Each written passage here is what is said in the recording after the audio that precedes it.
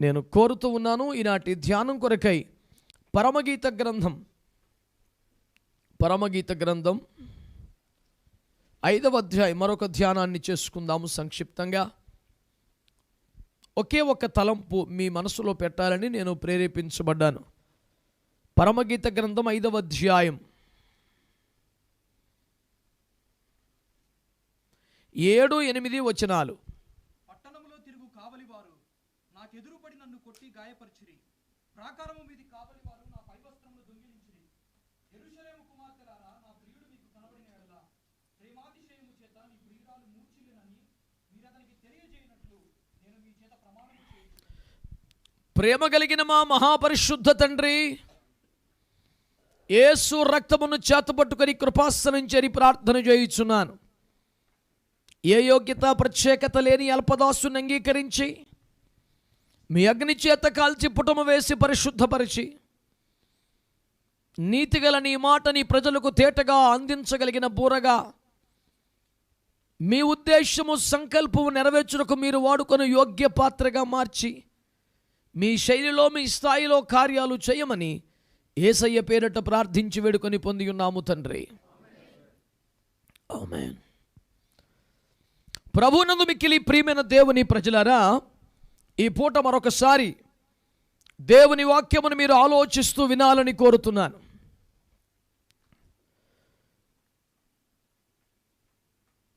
ఈ పరమగీత కన్యక ఎత్తబడే సంఘం షూలమితి యొక్క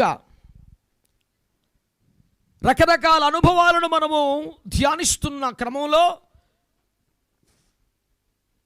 ప్రతివారం ఒక పదునైన మాటతో మన హృదయము పొడవబడినట్లుగా మాట్లాడుతున్న పరిశుద్ధాత్మ దేవునికి సమస్త మహిమ ఘనత ప్రభావాలు కలుగునుగాక. భక్తులందరూ వేరే ధ్యానంలో ఉండక్కర్లేదు, ఇదే పని మీద ఉండండి. దేవునికి స్తోత్రం, హల్లెలూయా. బిడ్డలారా, ఈ పూట మనము ధ్యానిస్తున్న వాక్యం షూలమితి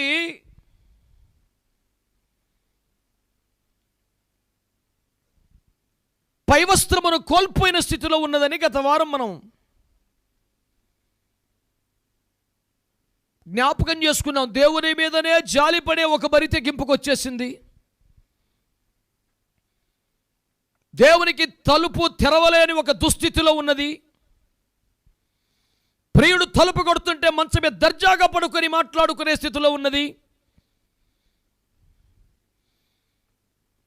ధరించవలసిన వస్త్రమును పక్కన పాడవేసి అనవసరమైనటువంటి తైలములను మూసుకొని వాటి కారణం చేతనే తలుపులు తెరవలేని దుస్థితిలో ఉన్నది. ఇలాంటి విషయాలన్నీ మనము గత వారం ధ్యానం చేశాం. ఆ ఫలితంగానే అతడు వెళ్ళిపోయాను అనే ప్రధాన శీర్షికగా ఆయనే వదిలి వెళ్ళిపోతే, ఆయనే దాటిపోతే మన పరిస్థితిని దాటిపోకుండా మనం ఏం చేయాలి? ప్రభువుని బలవంత పెట్టగలిగిన విజ్ఞాపన అనే ఒక కళ, an art of intercession మనం నేర్చుకోవాలని ధ్యానం చేసుకున్నాం. సరే, పర్యవసానాలు ఏమిటి? ప్రభు వెళ్ళిపోయాడు. ప్రభు వెళ్ళిపోయిన తర్వాత వీధుల్లో పడి, రోడ్ల మీద పడి,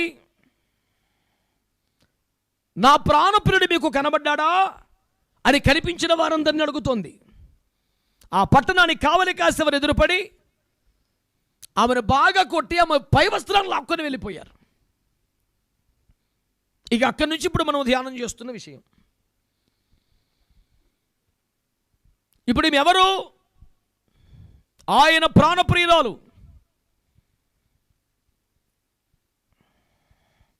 మీరు ఆ టైటిల్స్ గుర్తుపెట్టుకుంటేనే సందేశం యొక్క తీవ్రత అర్థమవుతుంది. అంతకుముందు వారంలో నిష్కరంకులాలి నిర్వాకం అని టైటిల్ పెట్టాను నేను, మీరు చూసుకుంటారు. ఆమె పరిశుద్ధురాలు, నిష్కలంక జీవితాన్ని కలిగి ఉంది. వెలగబెట్టింది ఏముంది? దరిద్రం తప్ప. తర్వాత అతడు వెళ్ళిపోయాను అనే శీర్షికను గత వారం చూశాం. ఈనాటి సందేశం ఒక టైటిల్ ఏమిటంటే పైవస్త్రము లేకుండానే. ఈమె ఏడుపులు, పెడబబ్బలు, అరుపులు, అన్వేషణ, రోడ్ల మీద తిరుగుడు, అందరి చేత ప్రమాణం చేయించుకోవడం, గోల పెట్టడం, ఇదంతా వస్త్రము లేకుండానే. ఆ పై వస్త్రం ఆ కన్యకకు గౌరవాన్ని కల్పించేది, సమాజంలో మాన్యతను పుట్టించేది, ప్రజల ఎదుట సగౌరవాన్ని కల్పించేది, హుందాగా సంస్కారవంతంగా సగర్వంగా మాట్లాడగలిగిన స్థితిని, స్థాయిని, హోదాను కల్పించేది. ఇప్పుడు ఆ పట్టణమును కావలి కాసేవారు పై వస్త్రాన్ని లాగేసుకున్నారు, పైపెచ్చమని గాయపరిచారు. నిస్సహాయురాలిగా, గాయపడిన వ్యక్తిగా, రక్తమోడుతున్న స్థితిలో పై వస్త్రము లేకయే ఆమె తిరుగుతోంది. మీరు ఊహించండి, ఒక వ్యక్తి, ఒక కన్యక ఒంటరిగా, నా ప్రియుడు, నా నాథుడు నాకు లేడిప్పుడు, ఆయన ఎక్కడున్నాడు, మీరు చూశారా, మీరు చూశారా అని రోట్ల మీద పరిగెడుతోంది పై వస్త్రము లేక. ఆమెకి ఇప్పుడు గౌరవం కలుగుతుందా?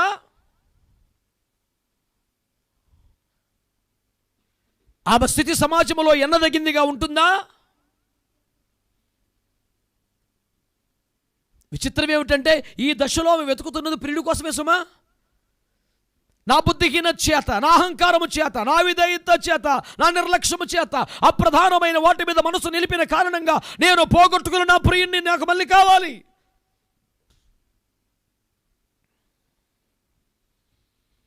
దైవ దర్శనాన్ని కోల్పోయిన సౌలు కర్ణపిశాచి దగ్గరికి వెళ్ళాడు.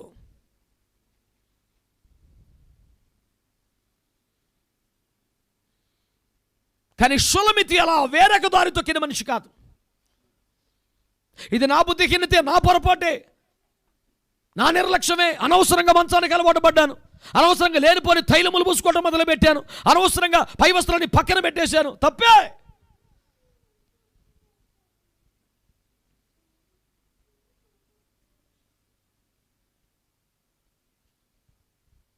అనవసరంగా నేను పనులు చేశాను, ఒకలాంటి పశ్చాత్తాప భావం తనలో ఉంది, బాధపడుతోంది.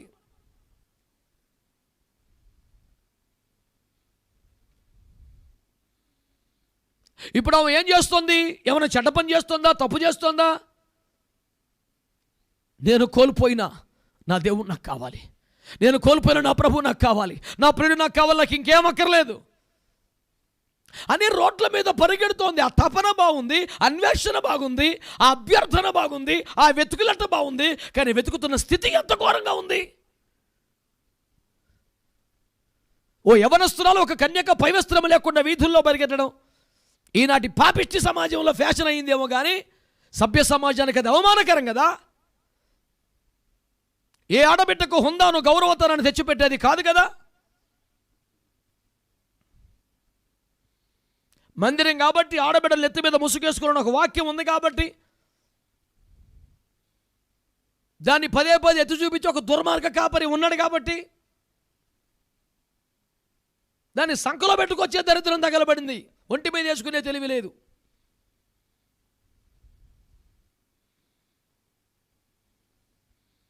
నువ్వు గౌరవించేది దేవుని వాక్యాన్ని, దేవుణ్ణా, లేకపోతే వీడి బాధపడలేమని ఒక అడ్డగోలు వైఖరా ఏముంటది? సంఘం లోకానికి దిక్సూచిగా ఉండాలి కానీ లోకాన్ని సంఘం ఫాలో అవ్వడం ఏంటి దరిద్రం అని. సంఘాన్ని లోకం ఫాలో అవ్వాలి. ఒక ట్రెండ్ సెట్టర్గా సంఘం ఉండాలి.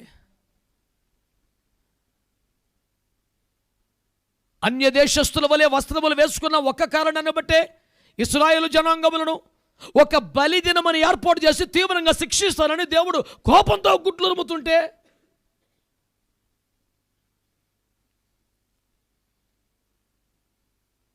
పై వస్త్రం లేని షోలమ్మితులే లక్షలాదిగా తగలబడ్డారు నేటి క్రైస్తవ్యంలో. ఈ భౌతిక వస్త్రధారణ సంగతి అలా పడేస్తే ఆత్మ సంబంధంగా చాలామంది క్రైస్తవులు వెతుకుతున్నది ఎవరిని? దేవుణ్ణే. వారికి ఏం కావాలి? ఏ ఐశ్వర్య ప్రాణప్రియుడు కావాలి. ఈ అన్వేషణ అంతా, వెతుకులాటంతా ఏమి లేకుండా, పై వస్త్రం లేకుండా. మొదటిగా నన్ను ఒక ప్రశ్న అడిగిన, సమాజంలో మీ యొక్క సాక్ష్యం, మీ పరిస్థితి ఎలా ఉంది? రోడ్ల మీద ఎలా పరిగెడుతున్నారు మీరు? భౌతికమైన వస్త్రధారణ గురించి నేను కోప్పడ్డాను, అయిపోయిందని వదిలేసి ఇప్పుడు ఆత్మ సంబంధంగా మాట్లాడుతున్నాను. నేను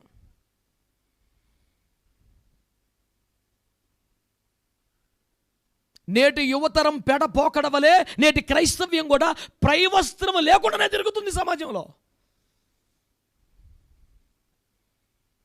ఏం సిగ్గుపట్ల, ఏం బాధపట్ల, దర్జాగా ఉన్నారు.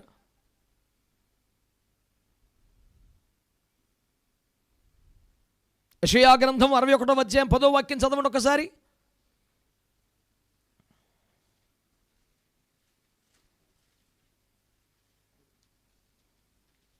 యెషయా గ్రంథం 61:10.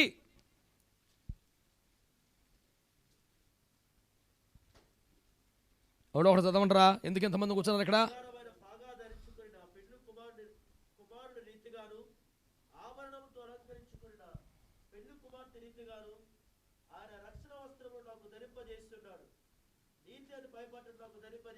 చెప్పండి చెప్పండి, ఏంటండి పైబట్ట? కొంచెం గట్టిగా చెప్పండి. పురుషులు స్త్రీలు అందరూ కలిపి. శృంగారమైన భాగా ధరించుకున్న పెండ్లి కుమారు రీతిగాను, ఆభరణం అలంకరించుకున్న పెండ్లి కుమారు రీతిగాను ఆయన రక్షణ అను వస్త్రమును నాకు ధరింపజేశాడు, నీతి అనే పైబట్ట నాకు ధరింపజేశాడు. ఇప్పుడు పై వస్త్రం ఏంటి చెప్పండి, మంచిగా చెప్పండి. ఇప్పుడు షూలమితికి ఏమి లేదు, పైబట్ట లేదు కదా. ఆమెకు పైబట్ట లేదు, దాని సాదృశ్యం మనం చెప్పుకుంటున్నాం. ఇప్పుడు ఆమెకు నీతి లేదని ఒక డైలాగ్ ఎందుకు మనం వేయాలా? ప్రశాంతంగా ఏం రాదు. ఇప్పుడు ఆమెకు పై వస్త్రం లేదు, దాని సాదృశ్యం ఏమిటి క్రైస్తవ్యంలో? వస్త్రం అంటే రక్షణ, పైబట్ట అంటే అది కూడా మనం కష్టపడి గిట్టించిన వ్యాఖ్యానం కాదు, స్వయంగా అక్షరాల దేవుడే మాట్లాడిన మాట. షూలమ్మితి తన పైబట్టను కోల్పోయి సంచరించుచున్నట్లే సంచరిస్తున్నాము. ఆమె యొక్క వెతుకులాటలో లోపం లేదే, వేరొక పురుషుని ఆశ్రయించలేదే, దారి తప్పలేదే, ఐక విచారముల్లో పడిపోలేదే. ఆమెకి ప్రాణప్రియుడే కావాలి, ప్రభువే కావాలి. అంటే ఈ భక్తి, ఈ అన్వేషణ, ఇదంతా కూడా ఏమి లేకుండా చేస్తోంది, పై వస్త్రము లేకుండా. సరిగ్గా అలాగే నేటి క్రైస్తవ్యానికి ప్రభు కావాలి, వాక్యం కావాలి, ఆరాధన కావాలి, అభిషేకం కావాలి, ఆశీర్వాదాలు కావాలి, ఏమైనా కావాలి. నాటి రోడ్డు మీద నిలబడి నా దేవుడు యేసు, నా ప్రభువు యేసు, నా ప్రియుడు యేసు అని ధైర్యంగా సాక్ష్యం చెప్పగలం. కానీ ఏమీ లేదు, నీతి అనే పైబట్టలేదు. ఉద్యోగాలు చేస్తున్న క్రైస్తవులు అవినీతి జరబడుతుంది. సెన్సిటివ్ ఏరియాల్లో పనిచేస్తున్న క్రైస్తవులు నీతికి నిలబడలేకపోతున్నారు. అవినీతిమయం అని చెప్పుకునే కొన్ని డిపార్ట్మెంట్లో దేవుని బిడ్డలు చొరబడ్డారు కాబట్టి హమయ్య అక్కడ నీతివంతమైన వాతావరణం ఏర్పడుతుందని ఆశ అడియాశగా మిగిలిపోతుంది.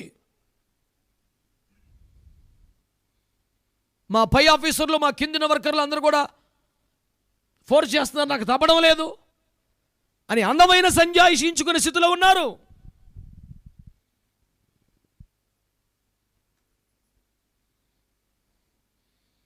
వివరాలు, అడ్రస్సులు అన్నీ మంచిగా చెప్పకూడదు కాబట్టి చెప్పట్లేదు.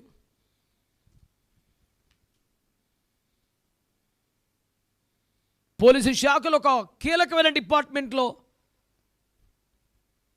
మంచి ప్రతిభ కలిగిన ఆఫీసర్ పేరుండి ఎన్నో ఏండ్లుగా ప్రమోషన్కి నోచుకోకుండా ఉన్న ఒక ఆఫీసర్ నాకు తెలుసు. లోగుట్టులన్నీ మనకు తెలియదు కనుక మొన్న ప్రకాశం జిల్లా పరిచయలో వారిని కలిసినప్పుడు మీరు ఇంకా అదే పొజిషన్లో ఉన్నారా అని నేను అడిగాను ఒక మాటగా. అంటే వారు నిర్వేదంగా ఒక నవ్వి మనలాంటి వాళ్ళకి ప్రమోషన్లు వచ్చేది కష్టమే పాస్టర్ గారు. ఏమన్నా ఏముండేమన్నా రిమార్క్స్ ఉన్నాయా మీ సర్వీస్లో?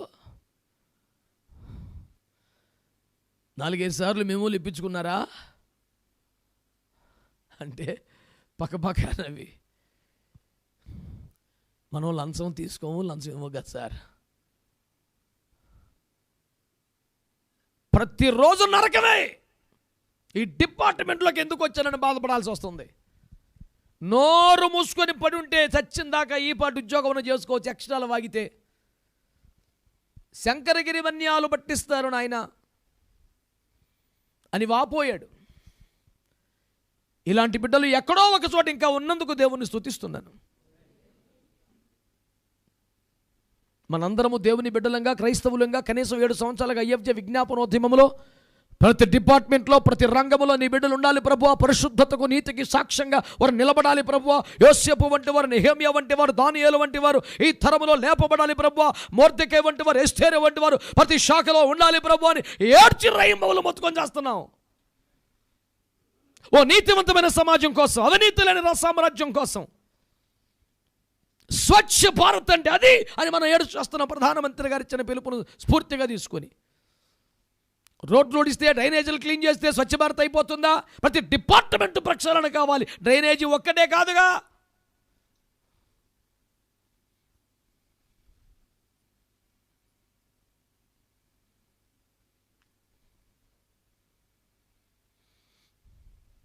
క్రైస్తవుడు సాక్ష్యాన్ని కాపాడుకోవద్దా?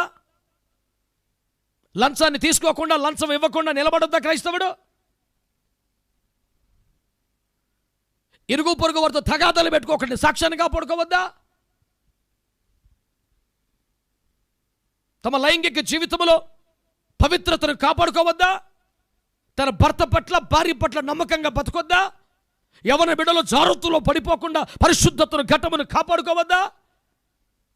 నీతి ఏది నేటి సంఘంలో? చేసేది ప్రార్థన మట్టికి, పరలోకమందున్న మా తండ్రి నీ చిత్తము నెరవేరుచున్నట్లు పరలోకంలో. ఏమన్నా మంత్రమా? 14 సార్లు బలిగితే పని అవుతాకి? బ్రతుకులు పాటించాల్సిన వాక్యం కాదా అది? నామాక్షరం బీజాక్షరం లాగా 101 సార్లు బలిగితే ఎలాగా? 1001 సార్లు బలిగితే ఎలాగా? అలా ఉంటుందా ఇది? అయ్యో, క్రైస్తవ్యములో నీతి కరువైపోవటం ఎంత దుఃఖకరం. దరిద్రానికి చర్చిలో ఎలక్షన్లకి పోలీసు బందోబస్తా. అసలు చర్చిలో ఎలక్షన్లు లేవు, ఒక దరిద్రం ఆయన అంటే. క్రైస్తవ సంఘంలో దేవుని సెలక్షన్ తప్ప మానవ ఎలక్షన్ ఉండదు అసలు. There is only selection, election లేదు అసలు. నేను ఎప్పుడు చెప్తాను, in democracy there must be elections, but when the matter comes to theocracy, God's selection, ఇక్కడ ఎలక్షన్ ఏమి ఉండదు, ఉండకూడదు.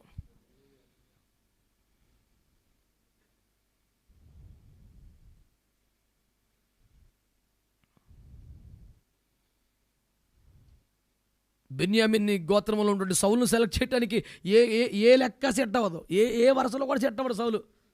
ఆయన సెలెక్ట్ చేశాడు అంతే, నుంచోవాలి రాజుగా అంతే.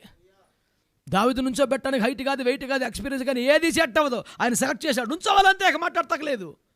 It's always God's selection. అలాంటిది పక్కకు పెట్టి ఎలక్షన్ పెట్టడమే ఒక దరిద్రం. అంటే అక్రమ ఓట్లు పడకుండా, రిగ్గింగ్ జరగకుండా చర్చిలో మూతి మీద వాయించుకోవాలి. దరిద్రం పాడుగాను. పోలీసులు పెట్టారు కాబట్టి సూపర్గా జరిగిందా అంటే వాళ్ళే పక్కన అవుతున్నారు. సార్ ఇదంతా మామూలే సార్. పై వస్త్రం లేని కన్యకలు రోడ్ల మీద తిరుగుతుంటే కడుపు మండిపోతుంది. నేను చెప్పింది ఆడపిల్లల గురించి కాదు, క్రైస్తవ సంఘం అనే కన్యకల గురించి మాట్లాడుతున్నాను. నా ప్రియుడు యేసయ్యా, ఆయన రాబోతున్నాడు, 2వ రాకడ సమీపంగా ఉందని నీకు వాక్యం తెలుసు, అన్ని తెలుసు. నీ బతుకుల నీతి ఎదిరా వాళ్ళ కింద చేయబెడితివి. మా బతుకంత ఎప్పుడు ప్రయాణంలే కనుక ఎప్పుడన్నా ముందస్తు రిజర్వేషన్ లేకుండా అర్ధాంతరంగా ప్రయాణం చేయాల్సి వస్తుంది. అప్పుడు జనరల్ టికెట్ కొనుక్కొని టీటీ గారి దగ్గరికి వెళ్ళి, అయ్యా ఏమైనా అకామిడేట్ చేయగలరా? ఎక్కడే అంటాడు. మీరు ప్రయాణాలు అప్పుడప్పుడు చేసేవాళ్ళు అయితే కొన్ని ఉపాయాలు చెప్తాను మీకు. ప్లాట్ఫామ్ మీద టీటీ కనపడేట్టు తిరుగుతున్నాడంటే అవైలబిలిటీ ఉన్నట్టు. ఎవడు కనపడలేదంటే బండి వదిలేయటం బెటర్. అసలు ఒక్క అవైలబిలిటీ ఉంటే వాళ్ళు బయట పచారీలు కొడుతున్నారంటే ఛాన్స్ ఉంది. వారిని సంప్రదిస్తే అక్కడ నీకు ఆశ్రయం దొరుకుద్ది. కనుక ప్రతి బండి రాగా ఎక్కిపోయి అటు ఇటు తిరిగకూడదు. టీటీ గారు ప్లాట్ఫామ్ మీద ప్రశాంతంగా కనపడుతున్నాడు అనుకో, ఛాన్స్ ఉంది, వెళ్ళి నువ్వు వారిని సంప్రదిస్తే నీకు ఏదో ఒకటి ఇస్తారు. ఇలా వెళ్ళినప్పుడు, అయ్యా మేము పలానా చోటుకి వెళ్ళాలి, ఇదిగో రిజర్వేషన్ లేదు అంటే, పలానా దగ్గరికి వచ్చా వస్తానంటాడు. తీరిగ్గా అన్నీ చెక్ చేసుకుని వస్తారు. అయ్యా ఎంతండి అంటే, యాక్చువల్గా అయితే 1200 అవుద్ది, మామూలుగా అయితే 400 చాలంటే thank you sir, thank you so much అండి. Very kind of you sir. Hallelujah, thank you sir. గోపల వాయించాలు పట్టుకుని ఒక్కొక్కడిని. నువ్వెవడవో, నీ దేవుడు ఏంటో, నీ పరిశుద్ధి నీ నీతి ఏంటో ఆయన తెలియదు కాబట్టి క్యాజువల్గా ఆయన ఒక మాట అన్నారు. అందరిలో అలవాటు కదా. లేదు సార్, 1200 పట్ల 1500 పర్లేదు, నేను యథార్థంగా కడతాను అనాలి కదా. అవుతులండి, అరసీదని రాయకండి, 300 ఇచ్చేస్తాను. నీకు 400, గవర్నమెంట్కి 600.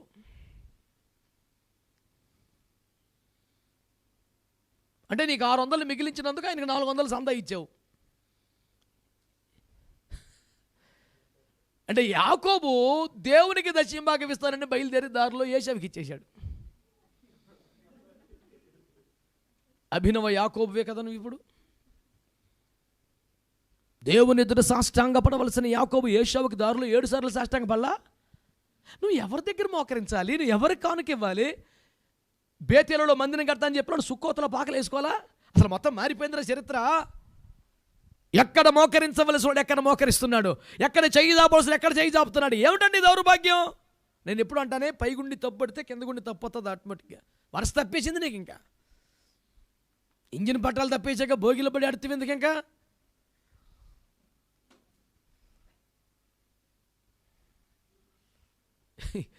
ఇది కూడా మా ప్రయాణ భాషలో చెప్తాను. ఎక్కువగా తిరుగుతూ ఉంటాం కదా. ఇప్పుడు హైదరాబాద్ నుంచి విశాఖపట్నం వచ్చే ట్రైన్ ఎక్కితే ఏదైనా విజయవాడ వచ్చిన తర్వాత ఇంజిన్ మళ్ళీ ఇటు మారుతుంది కదా. ఇది ఇక్కడ డిస్కనెక్ట్ చేసుకుని వచ్చి ఇటు తగిలించే లోపు ఇంజిన్ ఊడిపోయిన తర్వాత మరి ఒక్క నిమిషం ఏసీ ఆగుతుంది. కొంతమంది లేచిపోయి గాబరా ఏసీ ఆఫీసాడు అంటే ఏసీ ఆఫీసాడు నేను 1200 కట్టాను 1500 కట్టాను అని గోల చేస్తుండే. అయ్యా, ఇంజిన్ ఇటు వెళ్ళి అటు తగులుతుంది, మళ్ళీ అది కనెక్ట్ అయ్యాక వస్తుంది అంటే అలాగే అటు ఆఫీసాడు అనుకున్నాను. 1500 కట్టాను. నేను అన్నాను, ఇంజిన్ డిస్కనెక్ట్ అయ్యాక అన్నీ ఆగుతాయి. నేను చెప్పేది అది. అసలు సోర్స్ నుంచి నువ్వు పక్కకు వచ్చేసి ప్రభుత్వం ఉన్న కనెక్షన్ తెంపేసుకొని అక్కడ మొత్తం వైర్లు పట్టాలు తప్పేసాక పైన 25,000 వాట్స్ ఉంటే సుఖమేంటి లోపలికి బొలిపేల కదా. కనెక్షన్ ఏది అసలు? ఇంటి పక్కనే కరెంటు స్తంభం ఉందో, ఏది పనిచేయదు ఇక్కడ. కారణం ఏంటి? అసలు వైర్ లేదుగా మనకి.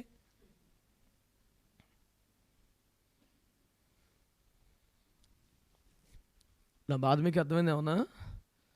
నీతి సార్ మనకి అది ఇంపార్టెంట్. అసలు రక్షణ అనే వస్త్రం ఉంది, అందరం అత్యశం ముందేసాం, కానీ పైదేమి లేదు. ఆ పై వస్త్రము లేకుండానే వీధుల్లో తిరుగుతున్నావు. ఏం తిరుగుతున్నావు? నా ప్రియుడు యేసు. ఓ కరెక్టే, పై వస్త్రం ఏది? ప్రసంగం చేస్తున్నావు, పాట పాడుతున్నావు, కరెక్టే. నీదేదరా నీకు? ఈ డిపార్ట్మెంట్ల గురించి మంచి సాక్ష్యం చెబుతారా? నీ చూపుల గురించి ఆడబిడ్డలు మంచి సాక్ష్యం చెబుతారా? నీ వ్యవహారమును బట్టి మగపిల్లల గురించి మంచి సాక్ష్యం చెబుతారా? రూతమ్మ పొలంలోకి వెళ్ళిందంటే 100 మంది మోగాలు ఉన్నారు అక్కడ. అందరూ యవనస్తులు బోలు మంది ఉన్నారు. ఈ పిల్ల కూడా యవనస్తురాలే. యేసుప్రభు వచ్చి, యజమాని గారు వచ్చి, బోయిలు గారు వచ్చి పని అవుతాడు. రే, ఆ పిల్ల సంగతి ఏంటంటే, అయ్యా, పొలములో అడిగి పెట్టింది మొదలు కొట్టివారినే కానీ గొప్పవారినే కానీ కన్నెత్తు కూడా చూడలేదు, తల ఉంచుకొని కిందలు ఎరుకుంటుంది. ఆమె మునుపటి ప్రవర్తన కంటే ఇప్పటి ప్రవర్తన యోగ్యంగా ఉంది ఇంకా అన్నాడు. లేకపోతే ప్రమోషన్ మీద ప్రమోషన్ కొట్టేసింది రూతమ్మ. బిడ్డా, నువ్వు సర్వశక్తుని రెక్కల కింద సురక్షితంగా ఉంటాకు వచ్చావు, నీకు భయం లేదు, నీకేం కావాలన్న దర్జా కూర్చొని నేను చెప్తాను అన్నాడు. రాళ్ళు గింజలు ఏరుకోవాల్సిన బిడ్డకి పనిగట్టుకుని గింజలు రాల్చాల్సిన అనుమతి దొరికింది.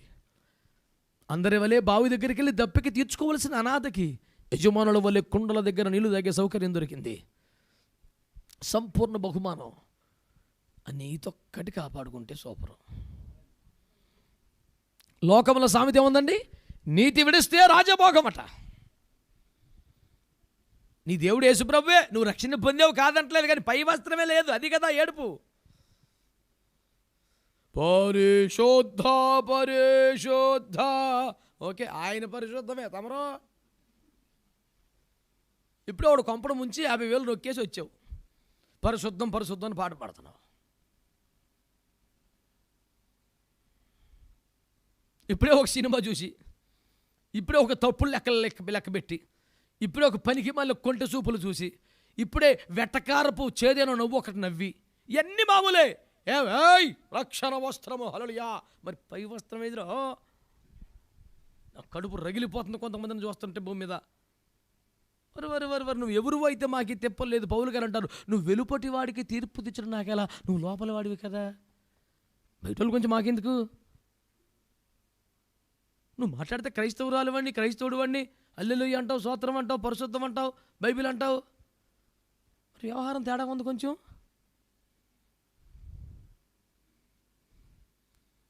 ఏం బాధపడకండి, కొన్ని మాటలు కఠినంగానే ఉంటాయి. నీకు ఒక దైవజనుడు ఉన్నాడు, పేర్లు ఎందుకు కానీ, వారు వివాహం చేసుకొని ప్రతిష్టలో సమర్పణలో ఉండి సేవ చేస్తున్నారు. నాకన్నా ఒక 5 సంవత్సరాలు 6 సంవత్సరాలు పెద్దగా ఉంటారు. ప్రారంభం నుండి వారి ప్రసంగాలు, వారి ధోరణి, వారి వ్యవహారం మంచి రోషం కలిగినటువంటి వాక్యోపదేశకుడు, రాజీ పడడు పాపాన్ని ఖండించే విషయంలో. అయితే వారిని దగ్గరగా పరిశీలించినప్పుడు అస్తమాటు అయితే బత్షెబ, లేకపోతే రాహాబు, లేకపోతే సమరయ స్త్రీ, ఇంతకు మించిన సబ్జెక్ట్ తిరుగుతాడు, అటు తిరుగుతున్నాడు పెద్దగా. ఆ పాపాన్ని వర్ణించడం, వాళ్ళ మీద సెటైర్లు వేయటం, వాళ్ళ మీద జోకులు వేయటం, ఓ నడుస్తుంది కూటం. నేను ఓ రోజు అడిగాను, అన్నా నువ్వు వివాహం లేని ప్రతిష్ట సమర్పణ అసలు ఆ గొడవ గోత్రం లేదు నాకు అని చెప్పేసి నువ్వు మాట్లాడి సేవలో ఉన్నావు, కరెక్ట్. నువ్వు మాకంటే చాలా ఎత్తైన స్థితిలో, ఉన్నతమైన స్థితిలో, చాలా సర్వోత్తమ ప్రతిష్టలో ఉన్నావు. ఎప్పటికీ నీ ముందు మేము తలంచుకోవాలి, నేను గౌరవించాలి, నేను కనపరచాలి. కానీ నువ్వు చెప్పే సబ్జెక్టులల్లా ఈ 24 గంటలు నీకేంటి ఇంట్రెస్ట్ పద్దాక వాళ్ళ చుట్టూ తిరుగుతున్నావు ఎందుకు? ఆ పాపాన్ని వర్ణిస్తున్నావు, ఎంజాయ్ చేస్తున్నావు, సెటైర్లు వేస్తున్నావు. అసలు నీ ఇంట్రెస్ట్ ఏంటి కరెక్ట్గా చెప్పా. తమ్ముడు అదేం కదా, మాట్లాడబాకు. నువ్వెందుకు ఎంజాయ్ చేస్తున్నావు? వ్యంగ్యమైన మాటల్లో, రకరకాల ధోరణిలో, కొత్త కొత్త వ్యాఖ్యానాల్లో ఎన్ని సరదా ఏంటి అసలు?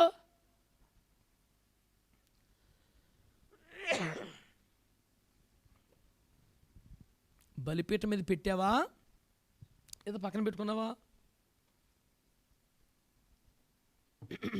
ఇప్పుడు 10 రూపాయలు తీసుకొచ్చావు చర్చిలోకి,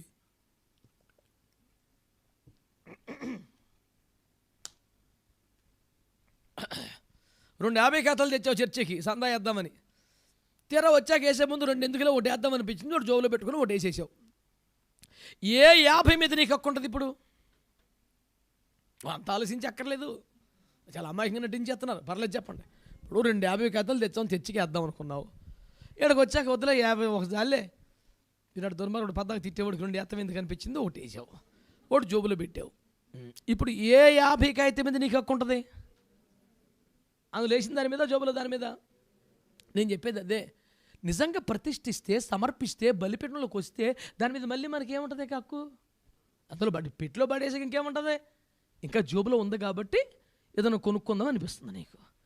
నువ్వు ఏది ఉపయోగించుకుంటున్నావు, ఏది వాడుకుంటున్నావు, దేన్ని ఎంజాయ్ చేస్తున్నావు, అది సమర్పించలేదు కాబట్టి నేను అనేది అది. ఇది దేవార్పితం అంటే బలిపీఠం మీదకి రాగలిగితే, సమర్పించగలిగితే ఎంజాయ్మెంట్ ఇంకో ఉండదు అక్కడే. మరి కాస్త లోతుగా అర్థం చేసుకోండి, ఇంతకన్నా వివరంగా చెప్పక్కర్లేదు ఇంకాని. అది నీ వద్దే ఉన్నప్పుడు నీదైనట్టు, నీ చేతిలో ఉంది కనుక నాదే అన్నట్టు దాన్ని నువ్వు అనుభవించగలుగుతున్నావు అంటే బలిపీఠం మీదకి తేలేదనే కదా అర్థం. It is not yet dedicated to the lord. అంతవరకు చాలా క్లియర్గా ఉంది.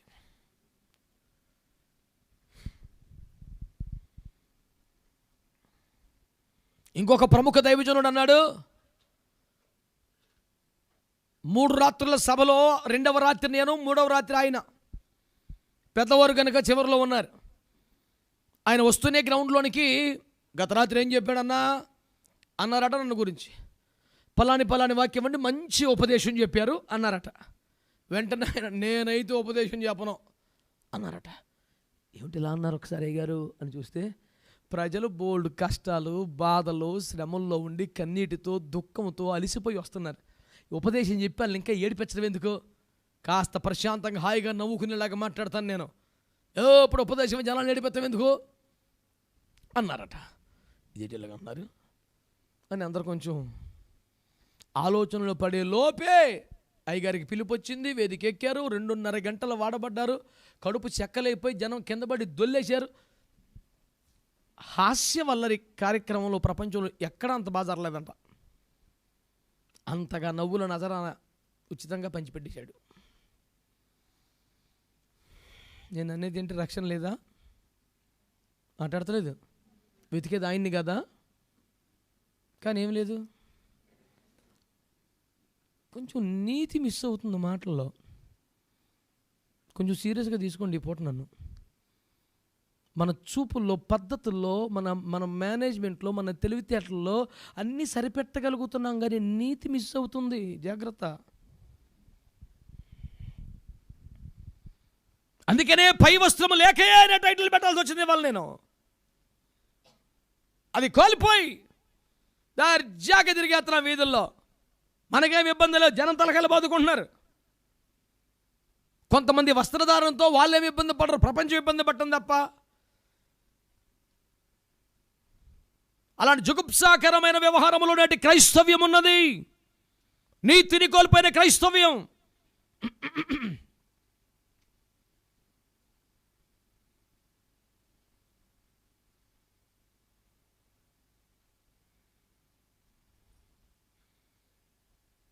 రక్షణ అనేది వస్త్రం అయితే నీతి అనేది పై వస్త్రం అని వాక్యం చెబుతుంది. చిన్నవాళ్ళు, పెద్దవాళ్ళు, ఆడవాళ్ళు, మగవాళ్ళు అందరూ ఆలోచించండి. నీ ఆర్థిక లావాదేవీలు నీతివంతంగా ఉన్నాయా? నీ మానవ సంబంధాలు నీతివంతంగా ఉన్నాయా? నీ కుటుంబ సంబంధాలు నీతివంతంగా ఉన్నాయా? నీ ఉద్యోగ జీవితం నీతివంతంగా ఉందా? గతంలో ఒకసారి చెప్పాను, మీకు గుర్తుందో లేదో. మాకు వివాహమైన కొత్తలో ఒక అంకుల్ మమ్మల్ని తమ ఇంటికి భోజనానికి పిలిచారు.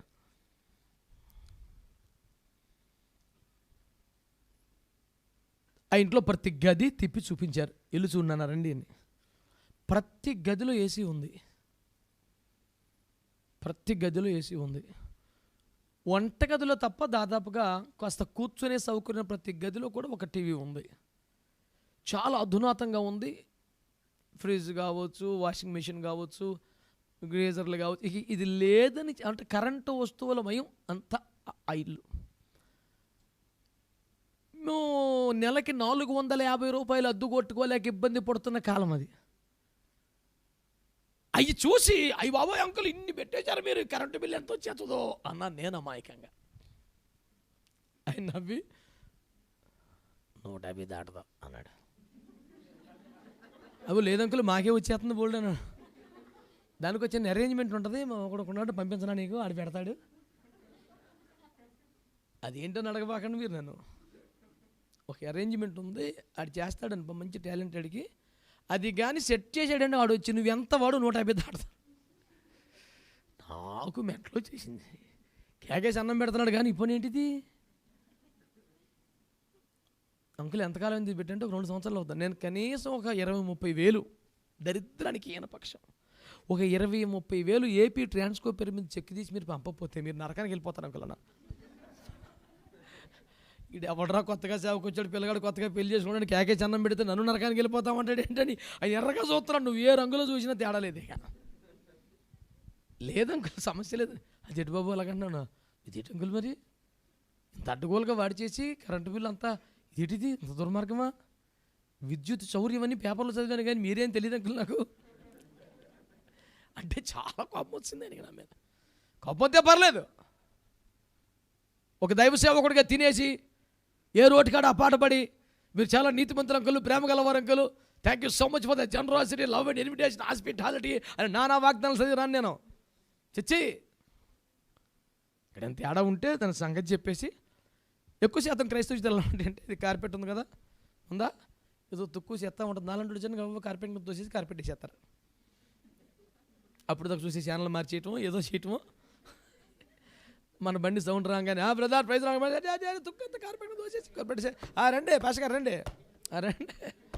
నాట్ అయిపోయి ఏంటంటే జాగ్రత్త కార్పెట్లు అయిపోయింది ఆ బాబుతో నేను. అందుకని సమాజంలో మనకు పెద్దగా దొరకదు, కుదురుకి ఆడమం కదా, మండిపోద్ది అనమాట అండి. అది ఎంత దర్జాగా తిరిగేస్తుంది చూడండి. నా ప్రాణపీడ కనపడి మీకు కనపడ్డా అసలు నీ సోయలేదు నీకని. నీతి లేని క్రైస్తవుడే బోధ చేస్తున్నాడు సార్. నీతి లేని క్రైస్తవుడే సువార్త ప్రకటించేస్తున్నాడు. నీతి లేని క్రైస్తవుడే స్టేజ్ మీద చెలరేగిపోతున్నాడు.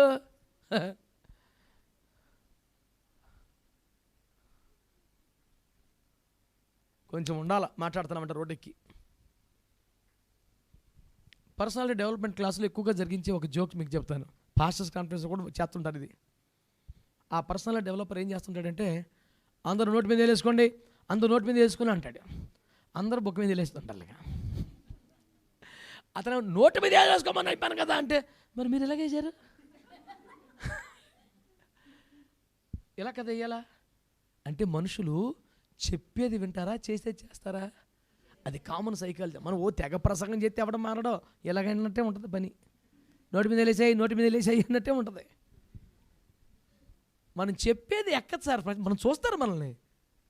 అందుకే బైబిల్ స్కూల్స్లో మేము టీచ్ చేస్తాం స్టూడెంట్స్కి 5th గాస్పల్ అని. బైబిల్లో 4 సువార్తలు ఉన్నాయి. The 5th gospel is your personal life. అయితే ప్రజలకి నువ్వు 100 బైబిల్ పంచిపెట్టిన ఎవడు చదవడం, ఫస్ట్ నిన్ను చదువుతారు. నువ్వు నచ్చితే ఇక్కడ దాకా వస్తారు, నువ్వే నచ్చలేదు అనుకో అది నీ పుస్తకాలన్నీ పక్కన పడేస్తారు. 5th gospel is very important. క్రైస్తవుడు నువ్వు ఎలా ఉండకూడదురా, ఎలా తయారవ్వకూడదురా, ఇలాంటి వేసాలు వేయకూడదు. ఎందుకు చెప్తామంటే అడంటాడు బైబిల్ రెఫరెన్స్ చూపించాక అంటాడు, చుట్ట త్రాగకూడదు, నాకు రెఫరెన్స్ చూపాను. ఇంకా 5-6 బ్రాండ్ల పేర్లు చెప్పినా రాస్తారు ఇందులో. సైతానా ఆ దరిద్రమంతా రాసుకుంటా గట్రా ఇది. ఈ పాపిష్టి పనులు సరిపడా హోల్సేల్కి ఒకటే ఉంటుంది. ఈ బ్రాండ్ పేరు లేదంటాడు, ఇది ఎక్కడ కూడా ఆయనకి మళ్ళీ మాట్లాడే భయం లేని కోడి అన్నట్టు ఉంటుంది వ్యవహారం క్రైస్తవులు చేసే పనులు. అయ్యి విన్నారా నా మాట? అంచేత నేను తెలియజేస్తున్న వ్యవహారం ఏమిటంటే, నువ్వు ఎన్ని చెప్పు, నా ప్రియుడు ధవలవర్ణుడు, నా ప్రియుడు రత్నవర్ణుడు, కరెక్టే, తమరు పై వస్త్రమా? యెరూషలేము కుమార్తెలారా నాకు ప్రమాణం చేయండి. ఓర్ని అడావుడి మండిపోని ఏం తగ్గలా. 2వ అధ్యాయం సేమ్ అడావుడి. 2వ అధ్యాయం ఏం చేసింది? లేచుటకు ప్రేమకిష్ట మగు వరకు కలతపరుచుకు ఉందని నాకు ప్రమాణం చేయండి. నేను ప్రభు దగ్గరికి వెళ్తున్నాను, నేను ప్రార్థనలో ఉంటున్నాను, నేను మళ్ళీ స్వయంగా ప్రభువే నన్ను ఇక సార్లు ఈ పూటకు వెళ్ళని పంపే వరకు నేను ప్రార్థన నుంచి లేవను, నన్ను మధ్యలో పిలవనని డిస్టర్బ్ చేయనని నాకు ప్రమాణం చేయమని ఏ యెరూషలేము కుమార్తెలతో ప్రమాణం చేయించుకుందో అదే యెరూషలేము కుమార్తెల ముందు ఈరోజు పై వస్త్రం లేకుండా ఎంత సిగ్గుమాలి పరిస్థితిలో ఉండి మళ్ళీ సేమ్ సౌండ్, నాకు ప్రమాణం చేయండి మీరు అందరూ, నా ప్రియుడు కనబడితే ఈసారి నీకోసం నేను ఇబ్బంది పడిపోతున్నాను, మూర్చిల్లిపోతున్నాను చెప్తారా? సిగ్గట్లేదని. ఇంతకుముందు ఇదే మనిషి అదే యెరూషలేము కుమార్తెలు ఏముంది, నేను నా ప్రియుని దగ్గరికి వెళ్తున్నాను, అతడు పంపితే తప్ప మళ్ళీ రాను, మధ్యలో పిలవకండి మీరు అనింది. ఇప్పుడు అంటుంది నా ప్రియుడు కనపడట్లేదు, మీకు కనపడితే నేను ఇక్కడ ఏడుతున్నాను చెప్పవా? మళ్ళీ ఇప్పుడు దానికి మళ్ళీ ప్రమాణం. గ్రాఫ్ అడ్డగోలుగు పడిపోయింది, ఇటు నుంచి ఇటు వచ్చేసింది. ఇప్పుడు పైకి పైకి కాదు, ఇటు పురోగమనం లేదు భక్తికి. నేను అంటున్నాను, నీతిని కోల్పోయి, మళ్ళీ చెప్తున్నా, నీ ఆర్థిక లావాదేవీలు నీతివంతంగా ఉన్నాయా? నీ మానవ సంబంధాలు నీతిమంతంగా ఉన్నాయా? నీ కుటుంబ సంబంధాలు నీతిమంతంగా ఉన్నాయా? ఆ పవిత్రను వదిలేసి రోడ్ల మీద పరిగెట్టేసి ఇంకెంత అవమానం అవడం తప్ప ఏమీ లేదు. పై వస్త్రము లేకయ్యే పరిగెడుతున్నటువంటి షోలమ్మితి అవమానకరమైన స్థితిలో ఉన్నది. సంగమా, దేవుని ప్రజలారా మీరు ఎలా ఉన్నారు? మరొక వచనం కూడా చదువుతాను చూడండి. దానికంటే ముందు నీతి అనేది పై వస్త్రం అనుకున్నాం. చెప్పండి, పై వస్త్రం ఏంటండి? ఆ నీతి ఎంత ముఖ్యం తెలుసా? ఎఫెసీ పత్రిక 6వ అధ్యాయంలో 12వ వాక్యం చదవండి. ఎస్,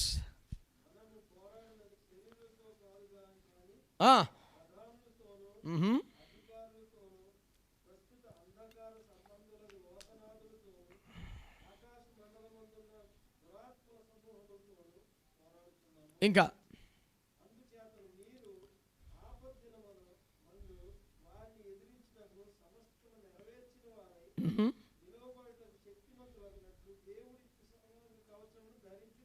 ఆ సర్వాంగ కవచములో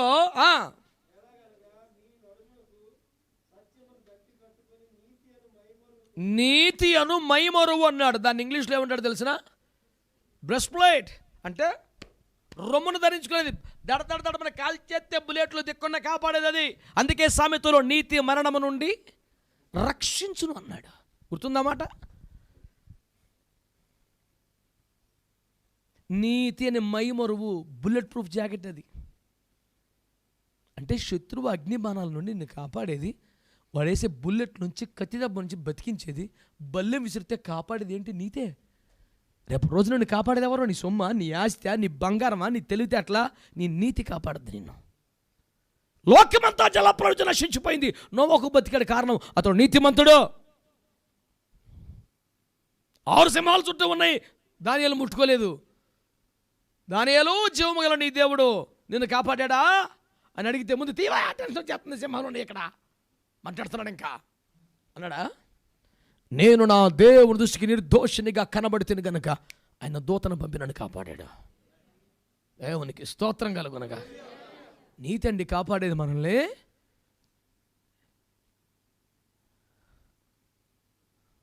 మనల్ని కాపాడేది నీతి.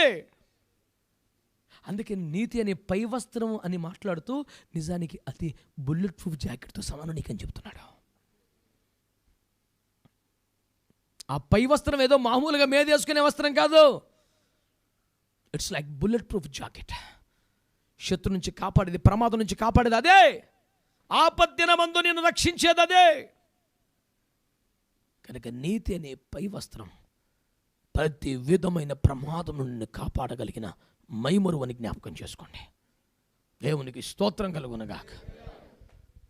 కాబట్టి నువ్వు రక్షింపబడిన వ్యక్తివైనా, నీ నోటితో దేవుని గురించే మాట్లాడుతున్నా, నీతి వాక్యాలు ప్రపంచమంతా వల్లే వేసినా, నీ జీవితంలో నీతి లేకపోతే, దారి తప్పితే, అక్రమం ఏర్పడితే ప్రమాదం. పై వస్త్రము లేని క్రైస్తవుడా, నీతి లేని క్రైస్తవుడా, నీతి లేని బోధకుడా, నీ బోధ, నీ క్రైస్తవ్యం నీకు శోభ తేదో. విలువలేని వ్యక్తిగా ఉండిపోతావు సుమా. మరొక మాటగా యెషయా గ్రంథంలో చదువుదానికి ముగిస్తాను. యెషయా గ్రంథం 59వ అధ్యాయం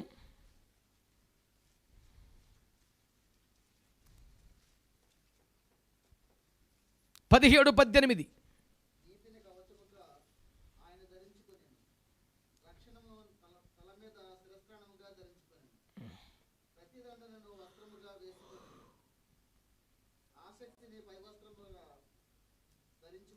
ఓకే ఓకే, మీరు విన్నారు ఈ మాట. ఆయన ఆసక్తిని పై వస్త్రముగా. ఈ మాట ఎంత ఎంత ఎంత ఆసక్తిగా ఉందో నాకైతే. నాకు చాలా ఆసక్తిగా ఉన్న మాట ఇది. ఆయన ఆసక్తిని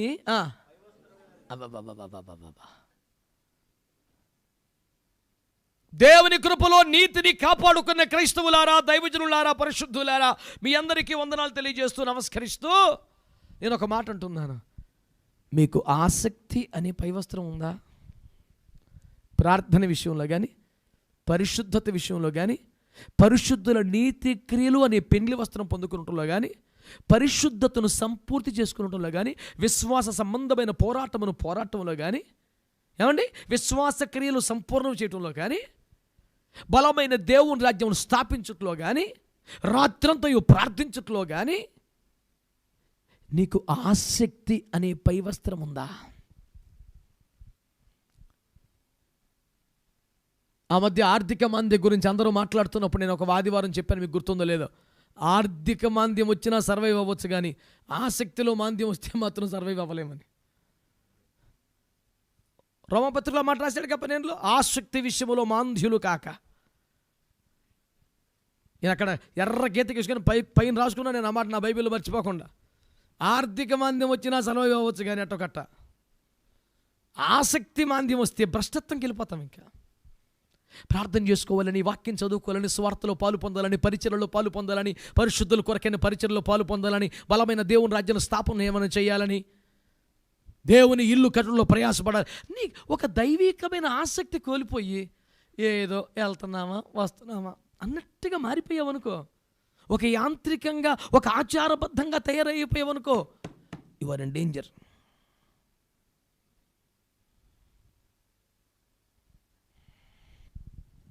రాకడ దినాల్లో సిద్ధపడటం అంటే ఏంటి? దిద్దుబాటు చేసుకోవడమే సిద్ధపడు, మరి ఇంకేంటి?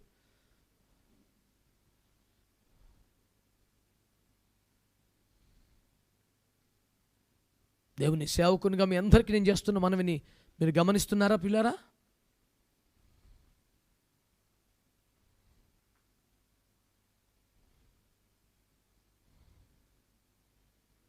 ఈ వాక్యాలను సీరియస్గా తీసుకోండి.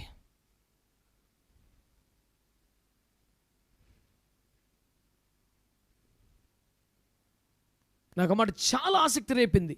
ఆయన ఆసక్తిని పై వస్త్రంగా ధరించుకున్నాడు. అది మనస్సులో పెట్టుకుని నేను సువార్తలను చదువుతుంటే ఆయన ఈ పట్టణం అయిపోగానే వెంటనే ఇంకో పట్టణానికి, ఇక్కడ అయిపోగానే పరుగు ఇంకో చోటకి, రాత్రి అంతా పగలంతా పరుగు. ఏంటి పరుగులంటే అలా పని చేసే ఆసక్తి ఆయనకుంది. ఆయన ఆసక్తిని పై వస్త్రంగా ధరించుకున్నాడు కనుక ఎప్పుడు తిందామా ఇప్పుడు పడుకుందాం అన్నట్టుగా లేదు ఆయనకి. ఆయన పై వస్త్రమే ఆసక్తి. నేనైతే సీరియస్గా ప్రార్థన చేసుకున్నాను, ప్రభువా నీ సేవలో ప్రయాసపడాలి, నీ కొరకు నేను ఏదైనా చేటకు సిద్ధపడాలి, నీ రాజ్య స్థాపనలో పోరాడాలి. ఇందుకొరకు ఆసక్తి అనే పై వస్త్రం నాకు కూడా ఇవ్వండి ప్రభువా. హల్లెలూయా. 50 మంది క్రైస్తవులకు నీతి అనే పై వస్త్రమే గాక, నీతి అనే పై వస్త్రమే గాక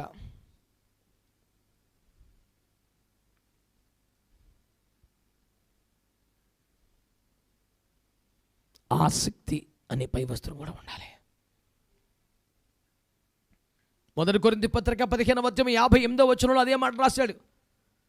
ప్రభువునందు మీ ప్రయాస వ్యర్థము కాదని ఎరిగి కదలని వారును స్థిరులై ఉండి ప్రభు కార్యాభివృద్ధి యందు ఎప్పటికీ నీ ఆసక్తులయ్యుండుడి. ఇంతవరకు ప్రయాసపడ్డారు కాబట్టే మీ ప్రయాస వ్యర్థం కాదు అని చెబుతూనే ఇదే ఆసక్తి ఎప్పటికీ కొనసాగింది. ప్రభు కార్యాభివృద్ధి యందు ఎప్పటికీ నీ ఆసక్తులయ్యుండుడి. ప్రభు కార్యములలో, సంఘ పరిచర్యలో, సువార్త పరిచర్యలో, ఆత్మల రక్షణలో, విజ్ఞాపన ఉద్యమములో, దేవుని మందిరము కొరకైన సేవలో, పరిచర్యలో ఎప్పటికీ ఆసక్తి ఆసక్తి.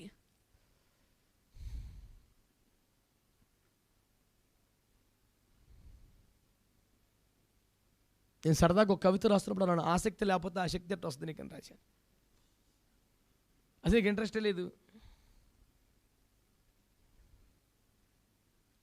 అందుచేతనే ప్రియులారా, ఈ షూలమితి నా ప్రియుడు కావాలి అంటుంది, నాకు యేసు కావాలి అంటుంది, నాకు యేసు ఎక్కడ కనపడితే చెప్పండి అంటుంది, యేసు కొరకే పరిగెడుతుంది, యేసు నామమే జపిస్తుంది, కానీ యేసుకు తగిన జీవితం లేదా. కనుక క్రైస్తవ పాటలు, క్రైస్తవ వాక్యాలు, క్రైస్తవ భాష, క్రైస్తవ వేషం అంతా క్రైస్తవ పోకడ ఉంది బానే, కానీ నీతి అనే పై వస్త్రం ఉందా? దేవుని రాజ్యం కొరకు, దేవుని పరిచర్య కొరకు, దేవుని సేవ కొరకు, దేవుని మందిరపు సేవ కొరకు ఆసక్తి ఉందా? వింటున్న సమస్త ప్రజలు నా సంఘంతో పాటుగా నీతి అనే పై వస్త్రమును, ఆసక్తి అనే పై వస్త్రమును సంపాదించుకోనండి. సంపాదించుకున్న వారు కాపాడుకోనండి. దేవుడు మిమ్మల్ని మహిమగల రాకడకు సిద్ధపరచును గాక. ప్రార్థన చేసుకుందాం.